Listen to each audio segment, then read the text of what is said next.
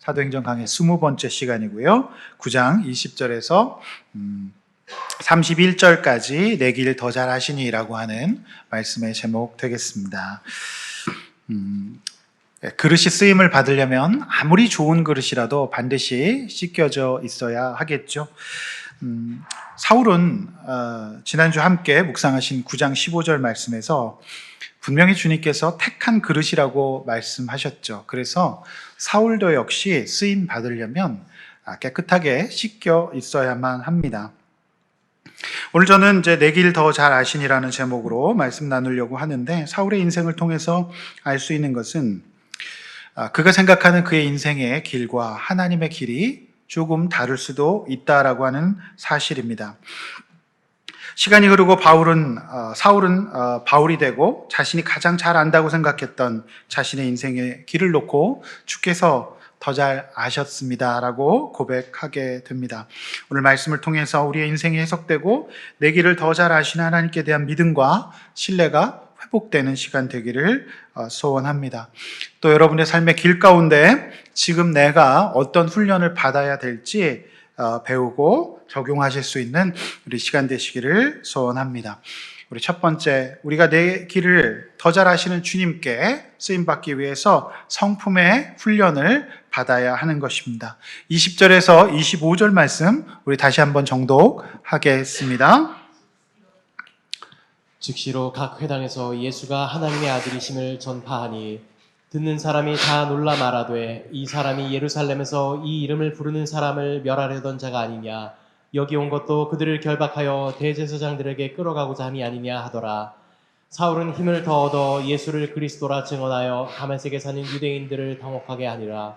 여러 날이 지나매 유대인들이 사울 죽이기를 공모하더니 그 계교가 사울에게 알려지니라. 그들이 그를 죽이려고 밤낮으로 성문까지 지키거늘 그의 제자들이 밤에 사울을 광주리에 담아 성벽에서 달아내리니라. 네, 우리가 이제 이 5절의 말씀을 읽었습니다. 저는 오늘 이 본문에서 우리가 받아야 될 성품이 있다. 훈련의 성품의 훈련을 받아요. 제가 어제 잠을 거의 잘 못 잤습니다. 왜 이렇게 잠이 안 오더라고요. 이게 잠을 못 자니까 사람이 말이 헛나오네요. 자, 뜸을 들이신 하나님을 저는 발견해요. 그러니까 핍박자 사울은 다메섹 도상에서 예수님을 만나고 아나니아의 도움을 받고 눈에 비늘이 벗어지고 세례도 받고 강건해집니다. 그러나 오늘 본문을 묵상하면서 제가 발견하게 되는 것은 하나님의 생각과 그의 생각 사이에서 벌어지고 있는 간극을 보게 됩니다. 오늘 본문에 보면 그는 굉장히 서두르고 있어요. 그런데 하나님은 느긋하세요. 그는 이제 밥이 다 되었으니 이제 바로 퍼서 먹으려고 하는데 하나님은 그가 지은 밥에 뜸을 들이시는 형국입니다. 우리가 알다시피 밥은 다 끓어도 반드시 뜸이 들어야 맛이 있죠. 자, 배고픈 사람 입장에서는 그 뜸 들이는 시간이 참으로 길게만 느껴질 것입니다. 아무리 급해도 바늘을 실에 이 바늘귀에 깨어지죠. 허리에 묶어서 쓸 수는 없는 노릇이 되겠습니다. 사울은 다메섹에 있는 제자들과 며칠 있습니다. 그는 20절에 나와 있듯이 즉시로 각 회당에서 예수가 하나님의 아들이심을 전파합니다. 그에게 회당은 익숙한 곳이었고 그곳에 있는 유대인들 역시 그들이 무슨 생각을 하고 있는지 무엇이 부족한지 누구보다도 잘 아는 사울이었습니다. 자, 20절에 즉시로 나오죠. 여러분, 이 말씀이 주는 뉘앙스, 느낌은 무엇입니까? 물론 이런 바울의 어떤 태도를 바울의 신앙이 가지고 있는 순종과 또 세월을 낭비하지 않는 긍정적인 측면으로 해석할 수도 있습니다. 그러나 오늘 말씀의 문맥에서 볼 때 이 사울을 다뤄가시는 하나님의 이 계획을 볼 때 뭔가 하나님께서 그를 다루어 가고 계신다. 그에게 아직 남은 훈련이 있다. 그런 느낌을 받게 됩니다. 사울의 이런 선이 분명하고 즉각적이고 자신이 말한 것과 같은 그 믿음을 그대로 행하는 어떤 이런 긍정적인 면이 있지요. 그러나 그가 앞으로 바울이 되어서 하나님의 쓰임을 받으려면 더 중요한 갖춰야 될 역량이 있습니다. 그것은 하나님보다 그가 앞서지 않는 것이죠. 고유한 성품은 살아있으되 상황과 조건에 따라서 하나님이 기다리라 하실 때 기다리고 돌아가라 하실 때 돌아갈 수 있고 아니다 하실 때 내려놓을 수 있는 그런 하나님을 전적으로 신뢰하고 자신보다 높고 크신 분으로, 자신보다 더 부지런한 분으로, 하나님이 가장 정확한 분으로 인정되는 것이 사울에게 더 절실한 과제였던 것 같습니다. 오늘 본문에 보면 사울은 예전에 했던 그의 삶의 패턴대로, 그러니까 내용만 딱 바뀌었어요. 유대교회에서 무엇으로 바뀌었습니까? 이제 기독교인으로 예수가 들어갔습니다. 근데 그는 지금 즉시로 가서 복음을 전합니다. 그런데 오늘 이 본문에 이 사울의 전도를 받은 사람들의 어떤 반응이 나옵니다. 자, 22절이죠. 회당의 사람들은 깜짝 놀라요. 그가 전한 복음의 말씀이 있었지만 전한 사람이 누구였죠? 사울이었기 때문이에요. 자, 사울은 어떤 사람입니까? 3개월 전까지만 했어도 교회를 잔멸했던 사람이에요. 미쳐 날뛰는 들짐승처럼 교회를 핍박하고 스데반을 돌로 쳐서 죽였던 그런 사람 아닙니까? 그가 어느 날 갑자기 예수님을 믿는 그리스도인이 되어가지고 회당에 와서 복음을 전하니까 사람들에게 있어서 그 복음을 받아들인 사람이 맞는 말이긴 하지만 당혹스러웠던 것 같아요. 또한 그가 이제 평생 유대인으로 살아온 그였기 때문에 사실 하나님께서는 지난주 본문 15절에서 그를 부르시면서 그의 쓰임새가 이방인과 임금들에게 있을 것이라고 말씀하셨습니다. 물론 예루살렘에 있는 유대인들에게도 그가 복음을 전하게 될 것이지만 그의 첫 번째 쓰임받을 용처는 이방인들이라고 말씀하셨거든요. 그런데 평생 동안 유대인으로 살아왔던 그가 갑자기 이방으로 나간다는 것, 익숙한 일이 아니었겠죠. 그래서 이 오늘 본문의 사도 바울의 모습을 보면 그는 얼른 예루살렘의 사도들을 만나고 예루살렘의 사도들과 교제하기를 원했고, 그가 잘못 살아왔던 어떤 유대인들 회당 중심으로 사역을 펼치기를 원했던 것 같습니다. 그런데 결과는 어땠습니까? 당혹스러운 것이었고, 또 뭐였죠? 그의 복음을 듣는 사람이 오히려 그를 죽이려 든다라고 하는 거예요. 왜 이런 반응이 나왔을까? 여러분, 이 오늘 본문에 나오는 이 사울의 이 다메섹 사역과 예루살렘 사역의 이 태도를 보면 29절 같은 경우도 그가 변론했다라고 하는 겁니다. 그러니까 사울은 굉장히 논리적인 사람이었고 또 그가 한번 붙잡으면 놓지 않는 사람이었던 겁니다. 그러니까 사도 바울의 전도를 받으면 절대 다른 데 못 가고 딱 잡아놓고 그가 믿을 때까지 끝까지 논리로 완전히 사람을 무너뜨리는, 여기서 변론이라는 것은 거의 이제 싸움에 가까운 굉장히 공격적인 전도법이었다라고 할 수 있습니다. 자, 이 본문을 통해서 우리가 알 수 있는 게 뭐죠? 사울이 비록 그리스도인이 되었지만 사도로 쓰임을 받기에는 아직 힘이 덜 빠졌다. 밥은 됐지만 마음껏 사람들이 먹을 수 있는 어떤 그런 고슬고슬한 밥이 되지 않았다라는 느낌을 받게 돼요.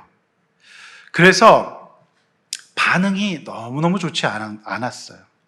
물론 이제 복음을 전하다가 많은 사람들이 복음을 거부하고 예수님의 십자가에 못 박듯이 그렇게 할 수도 있습니다. 그런데요, 우리가 알고 있는 스데반의 모습이나 또 예수님의 모습은요, 때로는 침묵하시면서 당하셨어요.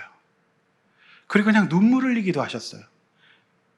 그런데 이 당시 사울의 모습은요, 내용만 싹 바뀌었지만 그가 그리스도인 된 건 분명하지만 아직도 그가 받아야 될 성품의 훈련이 있어서 주님께서 마음껏 사용하시기에는 뭔가 아직 부족한 면이 있다라고 하는 것을 보게 되는 거죠. 여러분 어떠십니까? 여러분의 배우자가 또 여러분의 주변에 있는 사람들이 이렇게 사울처럼 열심히 사는 사람 있습니까? 즉시로 달려가고 한번 붙잡으면 절대로 놓지 않는. 그런데 여러분, 이 스데반의 순교 사건이 얼마 지나지 않았어요. 난 불과 한 3개월 정도밖에 되지 않은 사건이에요. 근데 그에게 있어서 지금 그가 갑자기 교회로 와서 복음을 막 전하기보다는 아마 이 사울과 유대교의 핍박을 피해서 지금 이제 다메섹까지 피한 그리스도인들은 아마 핍박의 이 당사자의 가족들도 있지 않았겠습니까? 그러니까 그들은 당혹스럽고 힘들었던 것 같아요. 또 이 유대인들도 역시 당혹하기는 마찬가지여서 다 사울에게 의심의 눈초리를 갖고 그를 멀리하기는 사실 아나니아도 마찬가지였습니다. 사랑하는 성도 여러분, 똑똑하고 결기 있고 지치지 않는 기백이 있는 사울이에요. 그런데 오늘 본문에 보면 하나님께서 사울의 그런 부분을 꺾어서 사용하시기를 원하시는 것 같습니다. 예수를 만났지만 성품이 살아있고 자신의 생각과 의의가 살아있어요. 힘을 내서 일할지라도 결과는 자신을 죽이려 한다는 소식밖에 없었습니다. 특별히 그가 오늘 본문에서 이 다메섹을 나오게 되는 데 있어서 어디에 타게 됩니까? 25절에 보면 광주리에 담아 성벽에 내리게 됩니다. 그가 광주리에 당기면서 무슨 생각을 했을까요? 아직 한 번도 그는 이렇게 비굴하게 살아본 적이 없어요. 그런데 광주리에 움킨 채 달아 내려지는 이 일을 통해서 그는 한 번 더 가다듬어집니다. 그래서 훗날 빌립보 교인들에게 그는 이렇게 이야기합니다. 이렇게 한번 읽어볼까요? 빌립보서 4장 11절에 12절 말씀 한번 읽어보겠습니다. 시작. 내가 궁핍함으로 말하는 것이 아니니라. 어떠한 형편에든지 나는 자족하기를 배웠노니 나는 비천에 처할 줄도 알고 풍부에 처할 줄도 알아. 모든 일 곧 배부름과 배고픔과 풍부와 궁핍에도 처할 줄 아는 일체의 비결을 배웠노라. 네, 이런 훈련들, 이런 고백들이 금방 되는 거 아니거든요. 광주리에 한번 달려봐야 이런 고백을 할 수가 있는 것이죠. 우리는 예수님을 믿습니다. 그런데 열심히 사는데도 뭔가 잘 되지 않을 때가 있어요. 예상치 못한 결과가 나오고 예상치 못한 반응이 나올 때도 있습니다. 처음 당하는 수치와 조롱을 당할 수도 있습니다. 말을 타야 하는 그였지만 광주리를 타고 나와야 하는 환경이 펼쳐질지도 모르겠습니다. 구원 이후에 예수님을 닮아가는 과정, 거룩해지는 과정을 성화의 과정이라고 얘기합니다. 어쩌면 이 일이 평생 이루어질 수 있는데 이 성화가 가장 활발하게 이루어질 때는 언제인지 아십니까? 내 인생이 내 마음대로 되지 않을 때, 내 뜻대로 되지 않을 때 우리는 성화를 맞이하게 돼요. 사울은 마음이 급했어요. 그가 열심히 살아왔던 성품 그대로, 그의 논리와 혈기 그대로 그는 늘 누구를 굴복시켰는데 굴복당한 적은 없었어요. 그렇게 하려고 하는데 하나님이 그가 복음을 전한 그 결과가 사람들이 굴복하기는커녕 그를 죽이려고 하고 성문에서 밤낮으로 그를 잡으려고 막는 환경. 그래서 광주리에 태워져서 정말 포만나게 도망갈 수밖에 없는 그런 인생을 살게 됩니다. 사랑하는 성도 여러분, 저는 이제 가끔 그릇을 닦으면서 그런 생각해요. 이거는 굉장히 영적인 작업인 것 같아요. 아무리 좋은 그릇도 이게 닦이지 않으면 안 돼요. 그런데요, 이 그릇을 닦을 때 제일 불편하고 그런 것이 뭐냐면 붙어서 안 떨어지는 것들. 특별히 이제 주로 제가 보니까 이제 밥알 같은 게 잘 안 떨어져요. 근데 이게 수세미로 박박 닦아도 잘 안 될 때가 있죠. 그럼 여러분 어떻게 하십니까? 물에 푹 담가서 세례를 줘야 됩니다.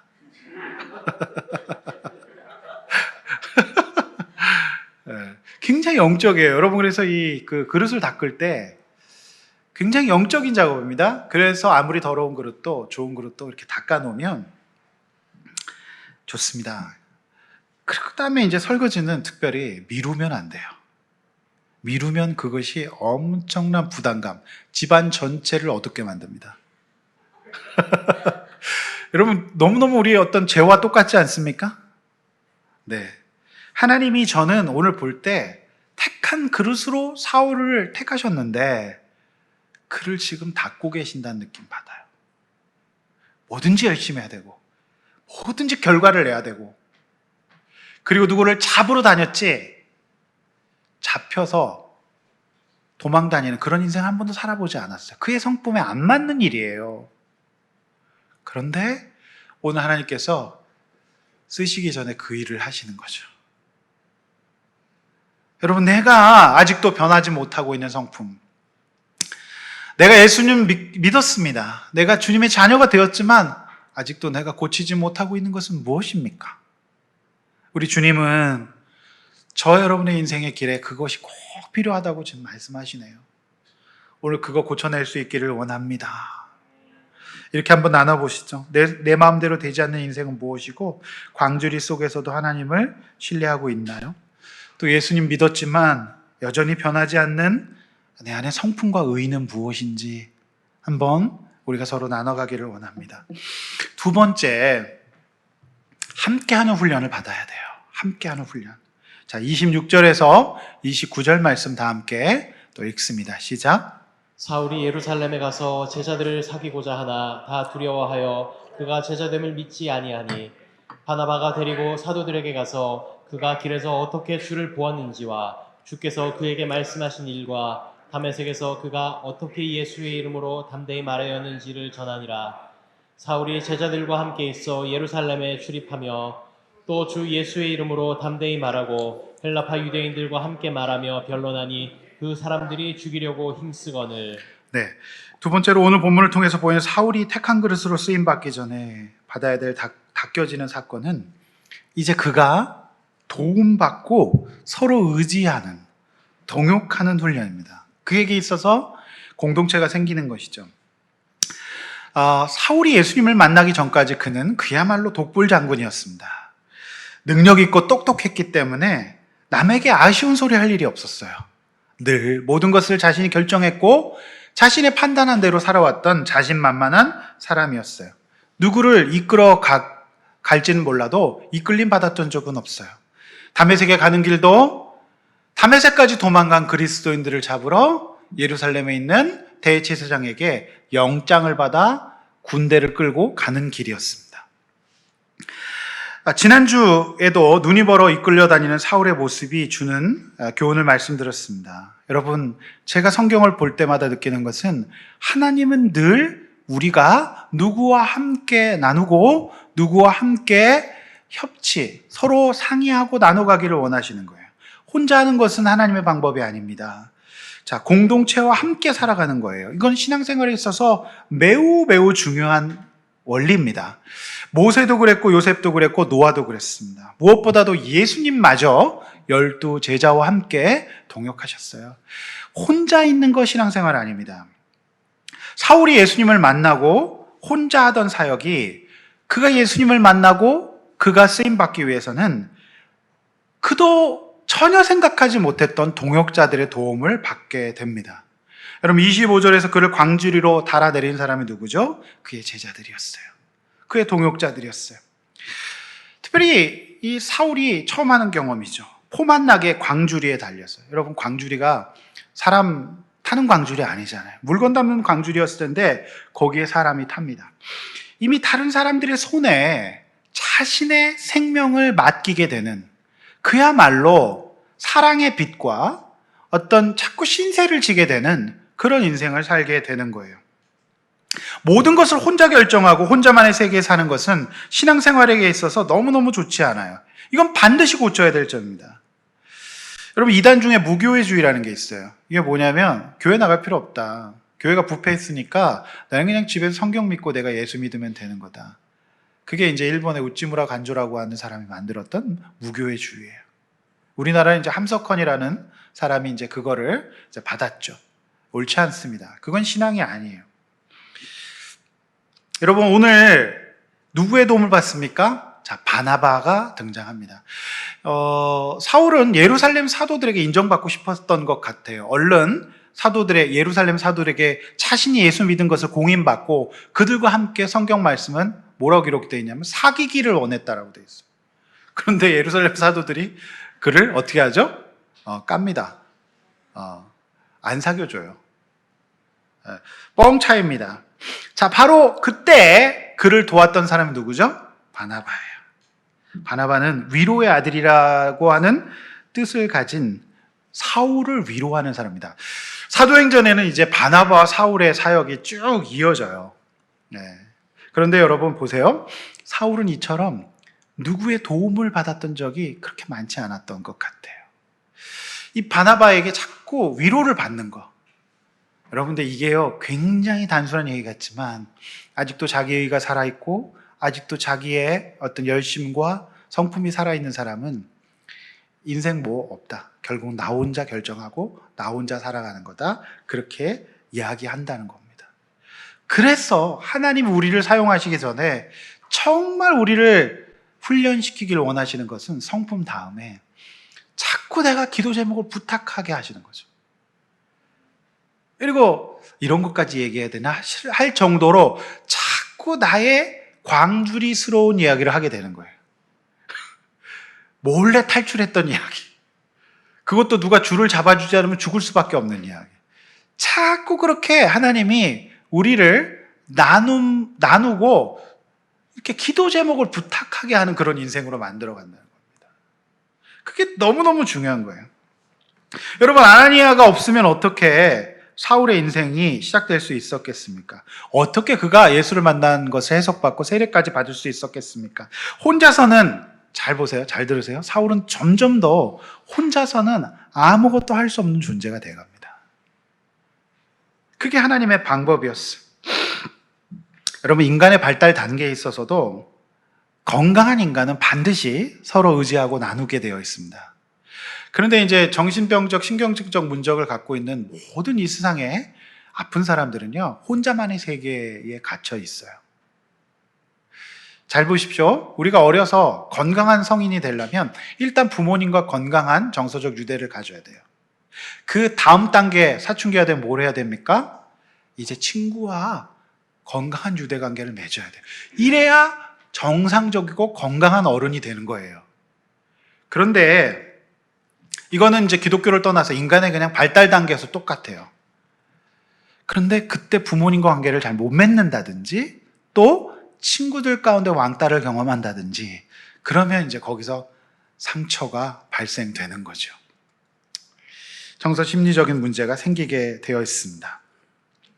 결국 여러분, 그렇게 자신만의 세계에 살아가는 외로운 사람들의 끝은 뭐죠? 우울과 그것이 계속 진행되면 스스로 목숨을 끊기도 해요.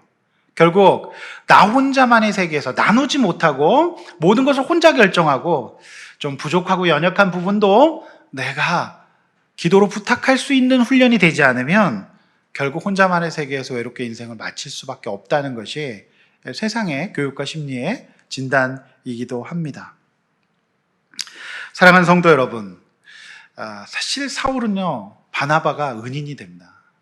정말 영적인 은인이죠. 그를 다시 불러주는 것도 이제 바나바이거든요. 그는 점점 더 안 해봤던 일들, 자꾸 이제 도움받고 또 피하고 이런 일들을 지체들의 공동체 도움을 받아서 살게 됩니다. 그것이 하나님의 귀한 계획이었던 것 같습니다.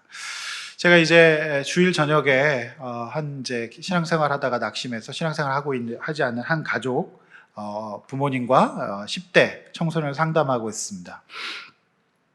근데 이제 이 친구가 상담실에 오게 된 것은 친구가 한 명도 없기 때문이에요. 지독한 외로움 가운데 혼자서 늘 살아가기 때문이에요. 그래서 그 어머니가 이제 아들을 데리고 왔습니다. 제가 쭉 이야기를 들어보니까 그럴 만한 환경에 있었는데, 특별히 제가 이렇게 검사를 해보니까 제가 그동안 만나본 수많은 내담자 중에 가장 내향성이 높은, 너무너무 어마어마한 숫자가 나오더라고요. 그러니까 이 친구는 그렇게 이제 자기가 노력하지 않고 소통하고 교통하지 않으면 그냥 그렇게 혼자서 있을 수도 있는 친구인데요.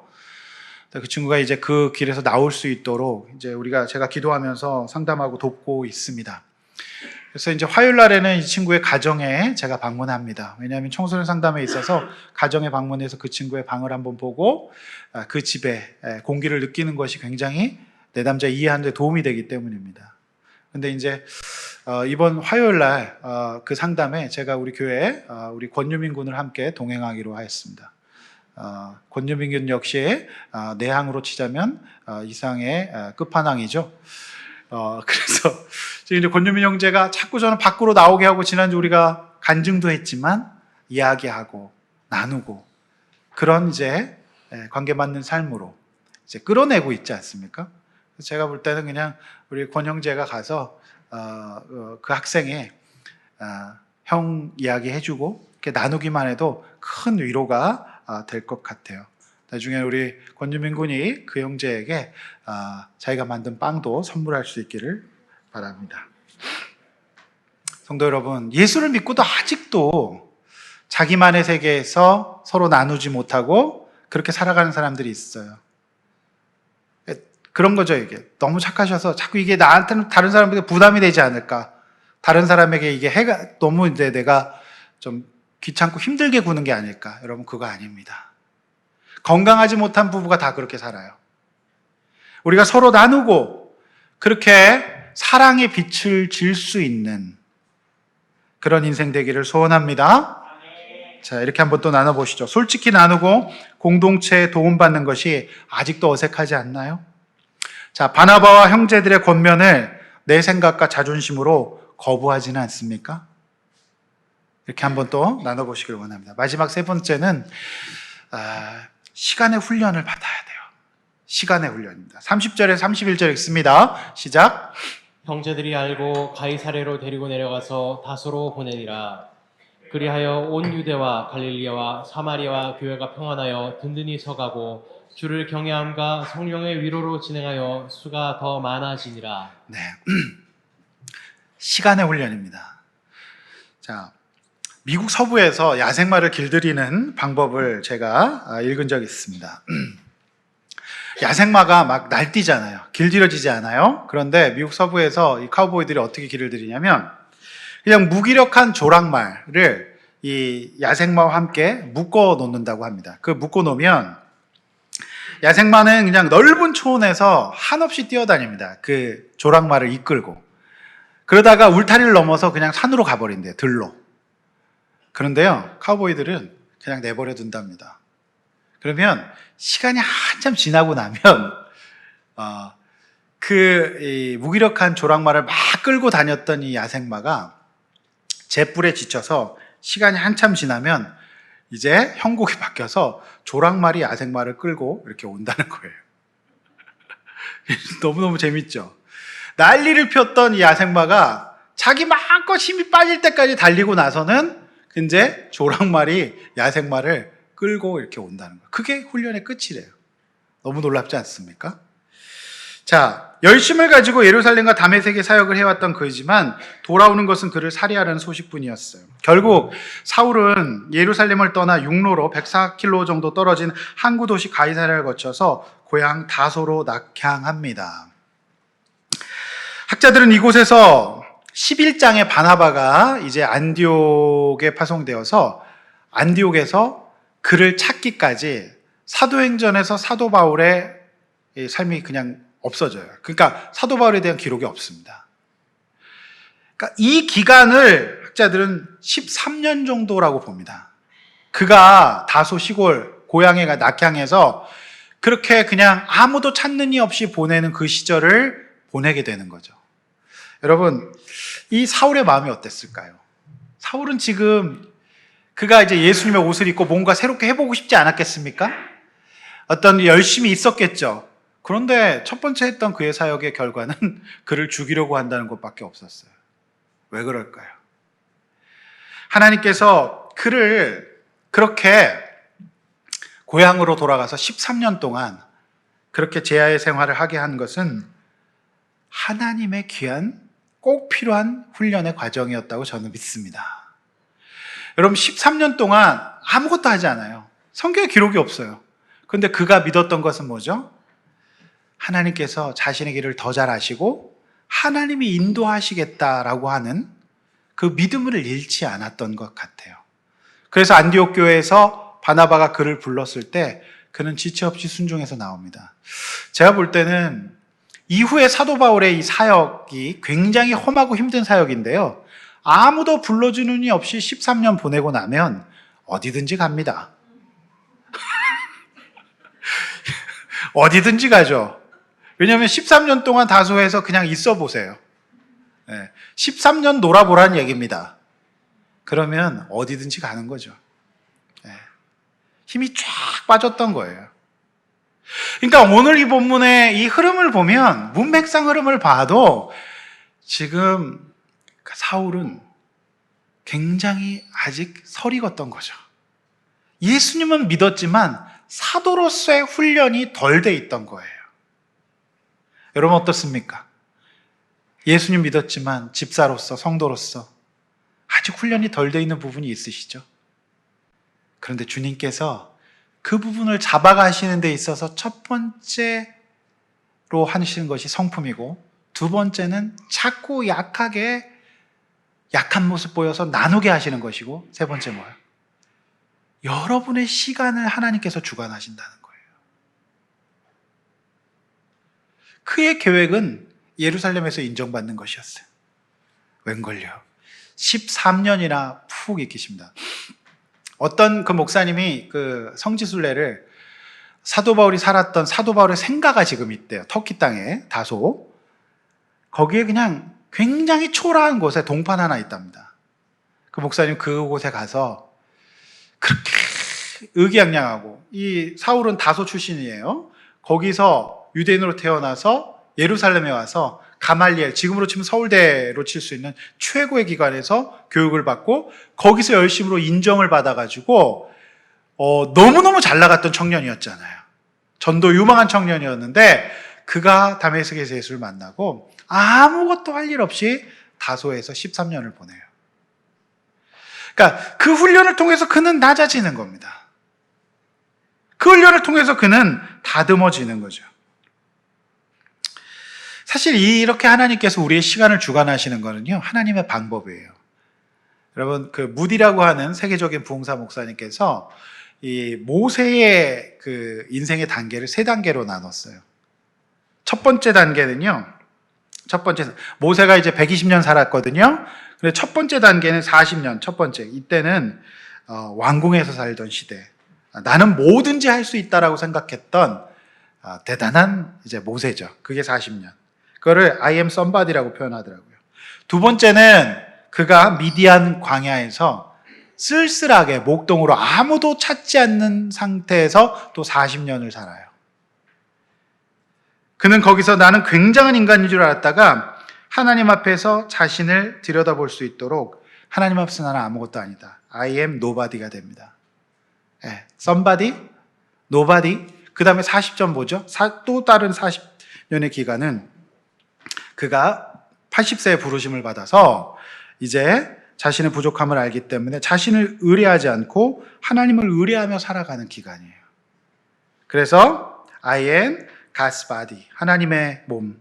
그러니까 somebody가 nobody에서 그 다음에 하나님의 몸으로 거듭되는 이런 어떤 그 광해 훈련이 그에게는 반드시 필요했다라고 하는 것이죠. 사랑하는 성도 여러분, 우리가 생각하는 때가 있고, 내가 어떤 걸 합격하기를 원하고, 또 내가 어떻게 되기를 원하는 그 때가 있어요. 근데 그것은 철저히 내 생각이죠.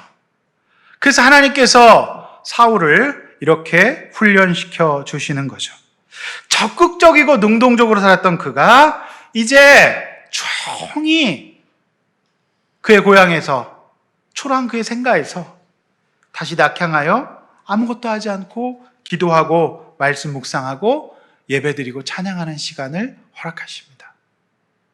그 일을 통해서 하나님께서 그를 만져가시고 완벽한 택한 그릇으로 닦아가시는 것입니다. 할렐루야. 근데 이제 여러분이 이게 사울은 13년이었기 때문에 나에게도 13년이 될 것으로 이렇게 적용을 안 하셔도 돼요. 근데 요거는 1년 3개월이 되든지 아니면 뭐 한 달 3일이 되려면 어떻게 하셔야 되죠? 여러분 힘을 빨리 빼시는 게 좋을 겁니다. 사울은 13년 정도 걸려야 힘이 빠지는 사람이었기 때문에 그래요. 숨이 안 죽는 거죠. 여러분 13년 걸리시기 싫으신 분들은 지금이라도 빨리 힘을 빼시기를 바랍니다. 네, 13년 사실 너무 끔찍하잖아요. 네. 제가 이제 지난 교회에서 부목사로 있었던 시절이 13년이기 때문에 이제 좀 쓰임 받을 때가 된 것 같다는 생각을 살짝 속으로는 해봅니다. 살짝. 네. 여러분 힘 빼십시다.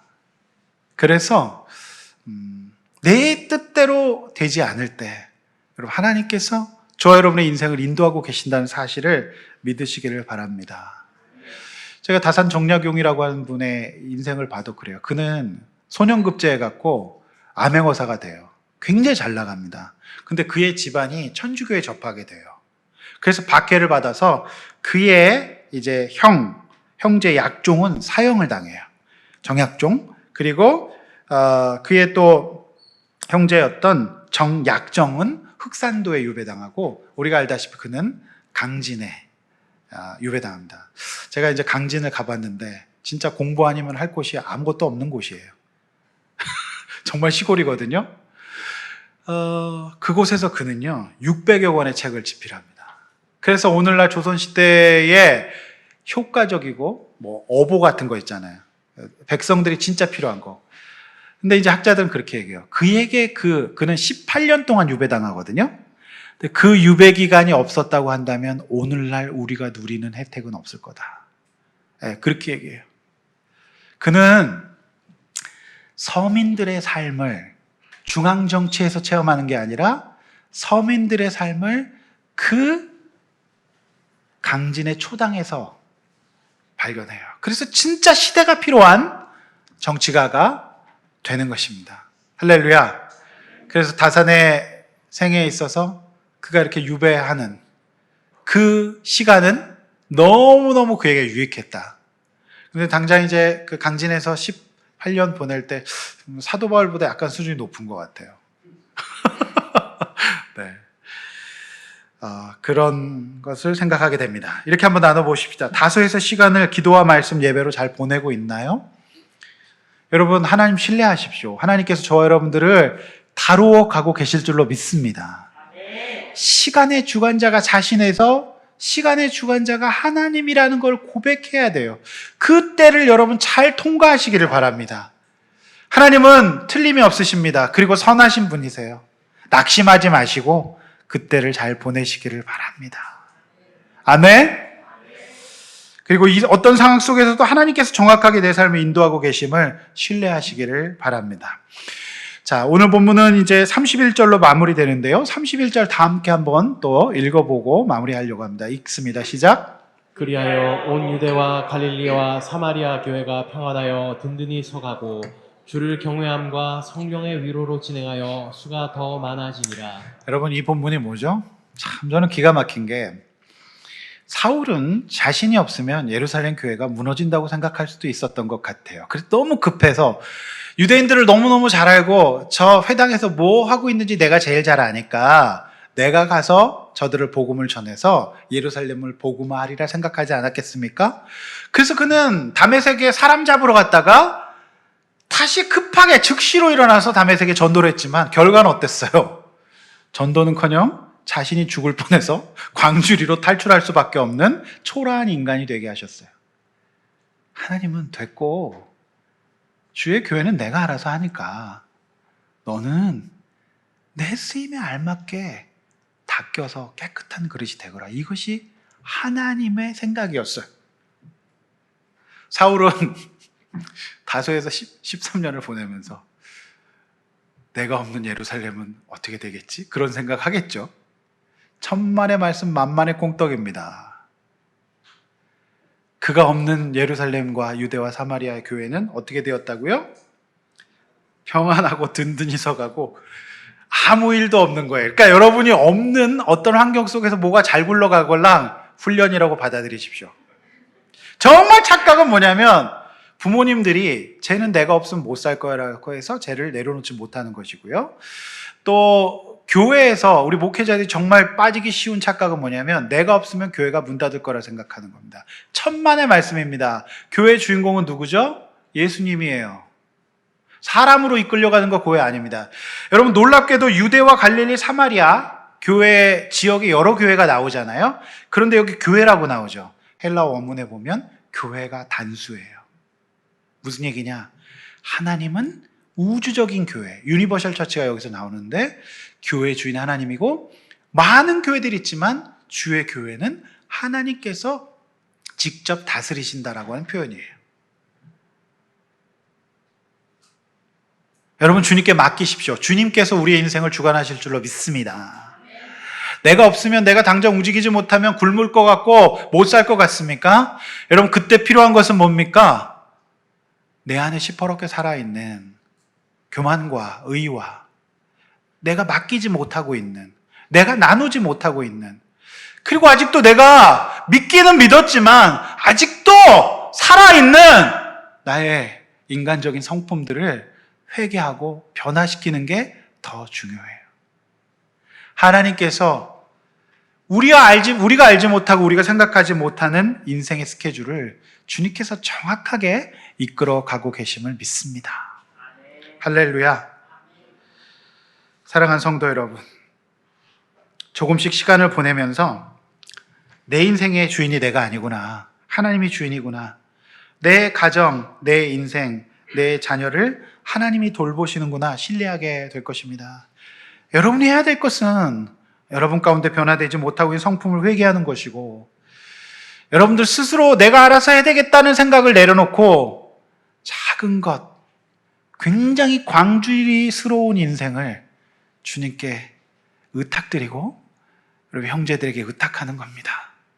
사랑의 빚을 자꾸 지는 거예요.